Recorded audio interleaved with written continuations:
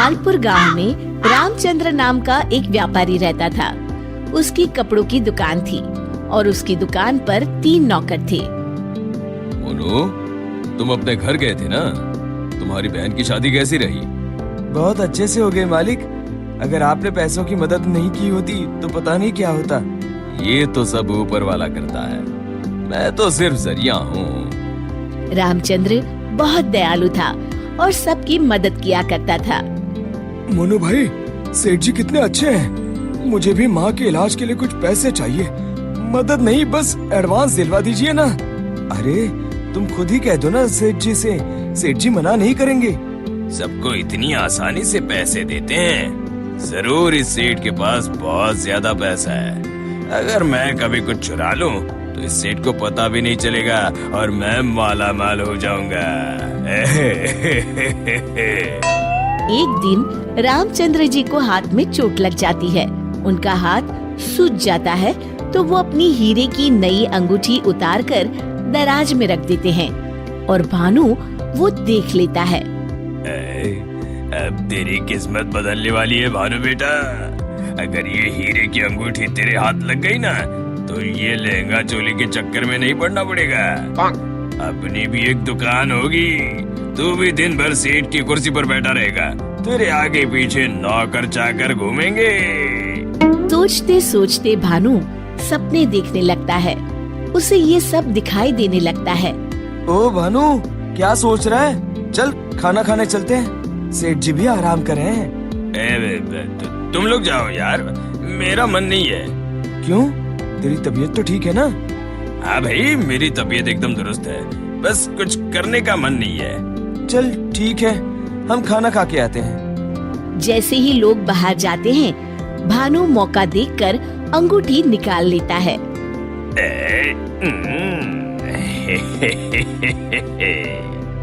शाम के समय आज का हिसाब खत्म करो बच्चों, अब दुकान बंद करने का समय हो गया है। जब वे दराज खोलते हैं, अरे ये क्या, मेरी अंगूठी कहाँ गई? मोनू, भानु, भोला, तुम लोगों ने मेरे हीरे की अंगूठी कहीं देखी है क्या? कौन सी अंगूठी मालिक? क्या हुआ मालिक? कुछ नहीं, अब कल सुबह मिलते हैं। रामचंद्र रात भर सोचते रहते हैं। अगली सुबह आज दुकान को दुल्हन की तरह सजाओ, हर आने जाने वाले का मुंह मीठा करवाओ। आज बड़ी खुशी का दिन है। ऐसी क्या बात है सेठ जी? दरअसल कई सालों पहले एक दिन मुझे एक हीरे की अंगूठी मिली। मैं उसे उठा के घर ले आया। उसी रात मुझे सपने में आकर एक बाबा ने श्राप दिया कि तूने पैसों के लालच में जो अंगूठी उठाई है, अब वही तेरा नुकसान करवाएगी। जब से वो अंगूठी मेरे पास थी, मुझे कहीं न कहीं घाटा होता रहता था। घर में कोई न कोई बीमार होता रहता था। पर कल वो अंगूठी किसी ने चुरा ली और वो चोर अंगूठी के साथ साथ श्राप भी ले गया। पर अगर ऐसा ही था तो आपने वो अंगूठी फेंक क्यों नहीं दी सेठ जी? अरे बाबा जी ने कहा था कि न मैं उसे फेंक सकता हूँ, न ही किसी को दे सकता हूँ। बस मुझे इंतजार करना है कि कोई स्वेच्छा से वो अंगूठी मुझसे ले ले। तो क्या आपका श्राप मुझे मेरा मतलब उस चोर को लग जाएगा? बिल्कुल। अब वो बेचारा ना अंगूठी फेंक सकता है, न किसी को दे सकता है। वैसे एक उपाय है। क्या उपाय सेठ जी? अरे तुम्हें क्या करना भानु भैया, अब चोर जाने और उसकी किस्मत। तू चुप कर, मैं तो ऐसे ही जानना चाहता हूँ। हाँ, क्यों नहीं, क्यों नहीं। दरअसल अगर पूर्णिमा की रात को चोर हमारी दुकान के पीछे वाले बरगद के नीचे अगर अंगूठी गाड़ दे तो वो श्राप से बच जाएगा। तो आपने क्यों नहीं ऐसा किया सेठ जी? तो मेरी जान ले ले। अरे भाई, मुझे ये उपाय अभी पता चला। कल पूर्णिमा है, कल मैं उस अंगूठी को गाड़ने वाला ही था।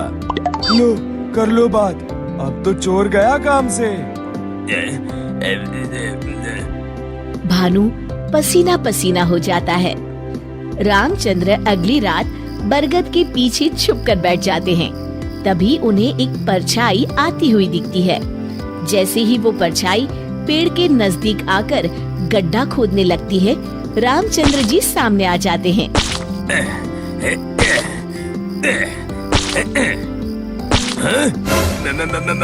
मर गया रे। मुझे माफ कर दीजिए सेठ जी। क्यों, क्या सोचने लगा भानु? माफ कीजिए, मैं हाथ जोड़ता हूँ, आपके पैर पकड़ता हूँ, मुझे माफ कर दीजिए। मुझे इस शराब से मुक्ति चाहिए। ये क्या अगड़म बगड़म बोल रहा है? शराब से मुक्ति चाहिए तो प्रायश्चित कर और कसम खा, आज के बाद कभी चोरी नहीं करूँगा। नहीं करूँगा मालिक। मुझे पुलिस को मत सौंपिएगा, चाहे नौकरी से निकाल दीजिए। मैं कल ही चुपचाप गांव छोड़ के चला जाऊंगा। मैं नया काम देख लूंगा और कभी चोरी नहीं करूंगा। वादा? वादा मालिक, वादा। अरे भाई, अगर तुम वफादारी की कसम खाओगे तो मैं तुम्हें काम छोड़कर कैसे जाने दे सकता हूँ? आप सच में महान है मालिक, आप सच में महान है। महान तो वो ऊपर वाला है। अब चलो काम पर लग जाओ। शिक्षा, अगर किसी को अपनी गलती का एहसास हो जाए तो उसे माफ कर देना चाहिए। बहुत समय पहले की बात है। एक जंगल के बीचों बीच एक बड़ा पेड़ था, जिसके ऊपर फल की जगह सोने के सिक्के लगते थे। जो भी इंसान उन सोने के सिक्कों की लालच में उस पेड़ पर चढ़ता, पेड़ के ऊपर बैठा भूत उन्हें पकड़कर खा जाता। अरे मर गया रे, कोई मुझे बचाओ। उसी जंगल के पास वाले गांव में एक लालची बनिया रहता था। बनिया एक नंबर का बेईमान और लालची किस्म का इंसान था। अपने दुकान पर आने वाले ग्राहकों को मिलावटी सामान बेचकर उसने बहुत धन इकट्ठा कर लिया था। उसके यहाँ भोला नाम का एक नौकर काम करता था। भोला अपने नाम की तरह सच में भोला था। वो बहुत ही ईमानदार और मेहनती था। अरे भोला कहाँ मर गया? जल्दी बाहर आ। भोला बनिया के पास आता है। आपने मुझे बुलाया मालिक? हाँ, हमारी दुकान का सामान खत्म हो रहा है। आज ही शहर जाकर सारा सामान लाना होगा। अब तू भी मेरे साथ चल। ठीक है मालिक। दोनों एक बैलगाड़ी में बैठकर शहर की बड़ी दुकान पर पहुंचते हैं। उस दुकान में ज्यादा ग्राहक होने की वजह से उन दोनों को सामान लेने में बहुत देर हो जाती है। दोनों सारा सामान बैलगाड़ी में रखकर गांव की ओर निकल पड़ते हैं। रास्ते में वही जंगल पड़ता है। अरे आज तो बहुत देर हो गई। रात को ये जंगल कितना डरावना दिखाई दे रहा है। तो मुझे ठीक से रास्ता समझ नहीं आ रहा है। लगता है हम रास्ता भटक गए हैं। देखते ही देखते दोनों जंगल के बीचों बीच उसी सोने के सिक्कों के पेड़ के पास पहुंच जाते हैं और उन्हें वो पेड़ दिखाई देता है। अरे भाई, ये तो कमाल हो गया। ये तो एक सोने के सिक्कों का पेड़ है। क्या बात है, इतने सारे सोने के सिक्के। बनिया अपनी बैलगाड़ी से नीचे उतरकर उन सिक्कों को तोड़ने के लिए आगे बढ़ता है। तभी भोला उसका हाथ पकड़ लेता है। अरे रुकिए मालिक, लालच में मत पड़िए। मुझे ये सब ठीक नहीं लग रहा। हाँ, जरूर कुछ गड़बड़ है।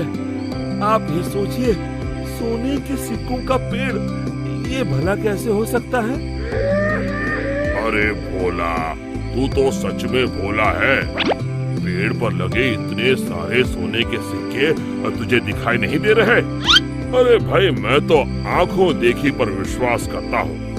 अरे पगले, यही तो मौका है अमीर बनने का। चल हट। बनिया पेड़ पर चढ़कर बहुत सारे सोने के सिक्के तोड़कर एक बड़े कपड़े में समेट के उसे बांध लेता है। तभी वो भूत दोनों के सामने आ जाता है।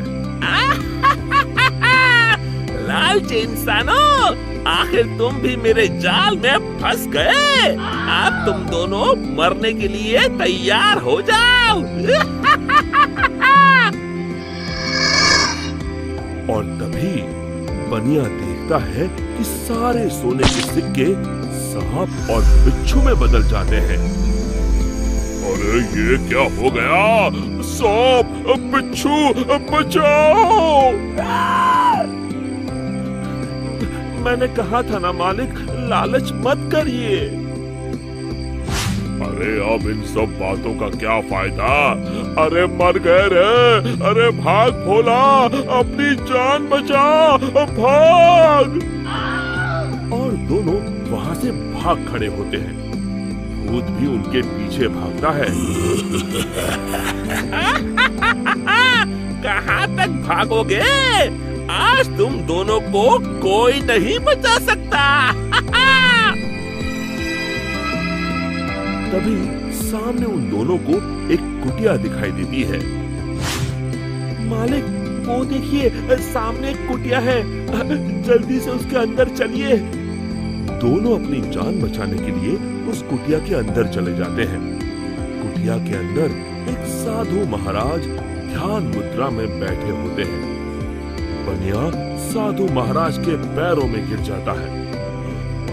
हमें बचा लीजिए महाराज, एक भूत हमारे पीछे पड़ा है। साधु महाराज का ध्यान भंग हो जाता है। अरे कौन हो तुम दोनों, और इस जंगल में क्या कर रहे हो? बनिया साधु महाराज को सारी बातें बता देता है। तभी उन दोनों का पीछा करते हुए वो भूत कुटिया के पास आ जाता है। बाहर निकलो, आज तुम दोनों की जिंदगी का आखिरी दिन है। साधु महाराज बाहर आते हैं। बनिया और भोला दोनों डर के मारे साधु महाराज के पीछे खड़े हो जाते हैं। तू इन दोनों को क्यों मारना चाहता है? हाँ?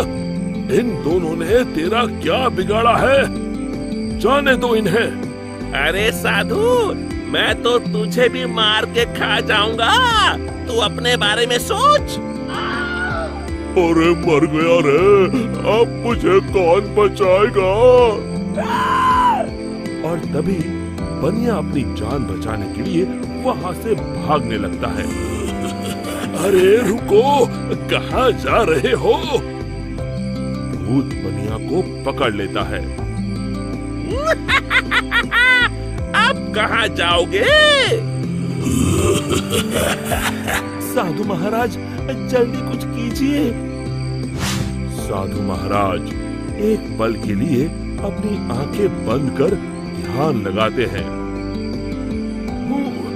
समझा, इस भूत की जान एक गुड़िया में बसी है। मैं तुम्हें एक मंत्र बताता हूँ। तुम जल्दी से सामने उस नदी के किनारे बनी गुफा में जाओ। तुम जैसे ही उस गुफा के अंदर जाओगे, तुम्हें अंदर बहुत सारी काले रंग की गुड़िया उल्टी झूलती हुई दिखाई देगी। उसमें से एक गुड़िया को तुम्हें मारना है। लेकिन महाराज, मैं उसे पहचानूंगा कैसे? उनमें से जो गुड़िया एक आंख से कानी होगी, तुम उसे पकड़कर ये मंत्र 3 बार पढ़ देना और उसकी गर्दन उखाड़ देना। जी महाराज, मैं अभी जाता हूँ। आप जल्दी से मुझे वो मंत्र बता दीजिए।